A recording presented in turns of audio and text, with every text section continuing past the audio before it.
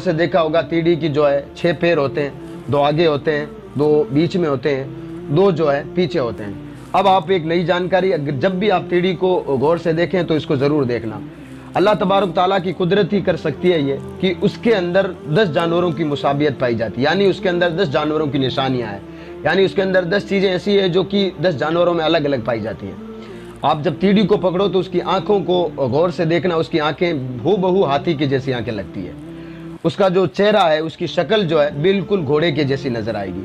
उसकी जो गर्दन है ये बेल की तरह उसकी गर्दन है, और उसका जो सीना होता है वो शेर की तरह, उसका सीना बिल्कुल शेर की तरह। उसका जो पेट होता है बिल्कुल बिच्छू की तरह होती है, यानी जो बिच्छू का पेट है, अल्लाह तबारक ताला की कुदरत से बिच्छू के पेट में जो लकीरें होती है वैसी की वैसी इस तीड़ी के पेट में भी लकीरें हैं। और जो इसके पर जो हुआ करते हैं, पर वो जो अब तो यहाँ नहीं है, पहले गिद्ध पाए जाते जो कि मुर्दे जानवर खाया करते थे, गिद्ध, बड़े बड़े गिद्ध हुआ करते हैं, उस गिद्धों की तरह इसके पैर होते हैं। और इसकी जो रान होती है, रान कहते हैं जो हमारी नाफ जो होती है, नाफ से लेकर के घुटने के नीचे का जो हमारा पैर होता है, यानी नाफ और घुटने के बीच में जो हमारा पैर होता है उसको नाफ कहा जाता है।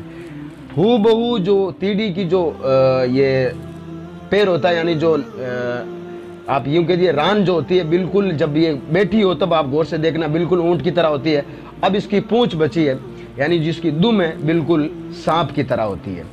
तो ये इस तरह की तीड़ी होती है। और ये भी आप याद रखें, इसका जो लुआब है, इसका जो थूक होता है वो हरियाली के लिए बड़ा ख़तरनाक होता है, क्योंकि हरियाली जो है पे अगर ये बैठ गई, वहाँ उसका थूक लग गया तो फिर वो ना तो दर्द किस काम का रहता है, या फिर जब तक बारिश नहीं होती, या फिर वो फसल किसी काम की नहीं रहती है। और आप ये भी अच्छी तरह से जानते हैं कि अगर इसका लश्कर एक साथ अगर किसी खेत या किसी दरख्त पे पड़ जाए तो फिर निस्तो नाबूद भी करता है।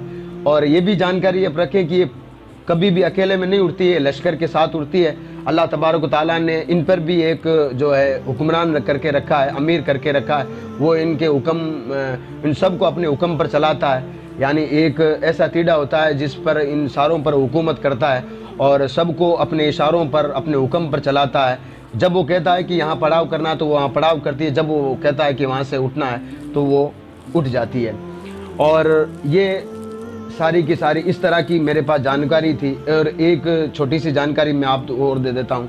आपने सुना होगा कि आप ख्वाब की ताबीरें सुनते रहते हैं कि फ़लाँ ख्वाब आए तो फ़लाँ ख्वाब आए, तो इस तरह से आप एक किताब का हवाला नोट कर लें, हयातुल हैवान किताब है, उसमें ख्वाबों की ताबीर बताते हुए लिखा है कि अगर किसी ने अपने ख्वाब में, यानी सोते हुए सपने में, अगर किसी तीड़ी के किसी बच्चे को देखा, अब अगर उसका रिजल्ट हफ्ते में आता है, 2 हफ्ते में, महीने में अगर कोई रिजल्ट आता है उसका, तो उस ख्वाब का सिर्फ रिजल्ट ये हो सकता है कि अगर तीड़ी के छोटे से बच्चे को अगर किसी ने ख्वाब में देख लिया तो उसका रिजल्ट ये होगा कि आने वाले दिनों में आपकी ऐसे किसी शख्स की मुलाकात होगी जो कि बड़ा मक्कार होगा, बेईमान होगा, चापलूस होगा, जो आपको नुकसान पहुंचा सकता है। अगर किसी ने ख्वाब में सोते वक्त सपने में अगर तीड़ियों की बारिश देखी, यानी आसमान से तीड़ियाँ ही तीड़ियाँ अगर कोई देख लेता है, तो उस ख्वाब का 2 या 3 दिन में जो रिजल्ट निकलने वाला वो ये हो सकता है कि जो पिछले महीने में या पिछले साल आपका कोई नुकसान हुआ है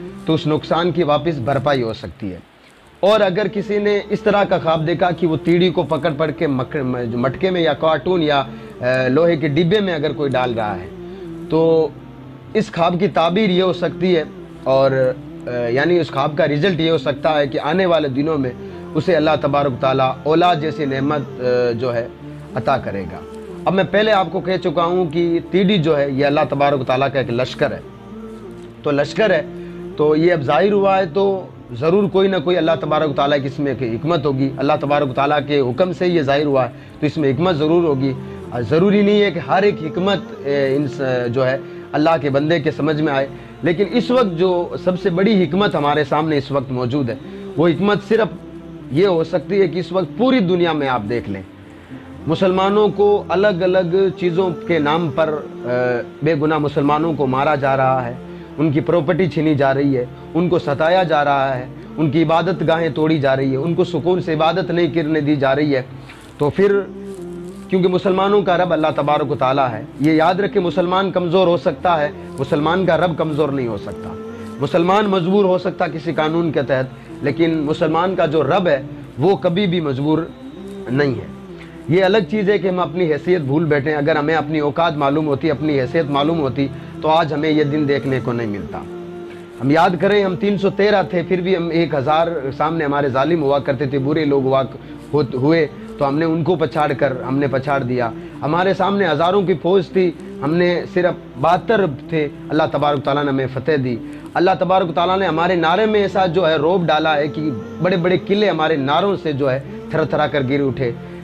सिर्फ और सिर्फ हमने जो रास्ता अल्लाह तबारक तआला का रास्ता था वो छोड़ दिया, तब आज इतने सारे हमें दिन देखने को पड़ रहे हैं। बस हमें ज़रूरत इस बात की है कि जो अल्लाह तबारक तआला ने हमें जो रास्ता बताया इहदिनस सिरातल मुस्तकीम का, अगर वो रास्ता अगर हम टाइम पर वापस ले लें तो इंशाअल्लाह तबारक तआला जो हमारा मकाम पहले था, इंशाअल्लाह तबारक तआला अल्लाह हमें वापस वो मकाम अता करेगा। अल्लाह हम सब को एक और नेक होने की तौफीक और रफ़ीक अता फरमाए और हमें अच्छे और नेक अमल करने की तौफीक और रफ़ीक अता फरमाए। तमाम मुसलमानों को अल्लाह तबारक तआला मुसलमान जैसी शान और शौकत वाली ज़िंदगी जीने की तौफीक और रफ़ीक अता फरमाए। अस्सलामु अलैकुम व रहमतुल्लाहि व बरकातुहू।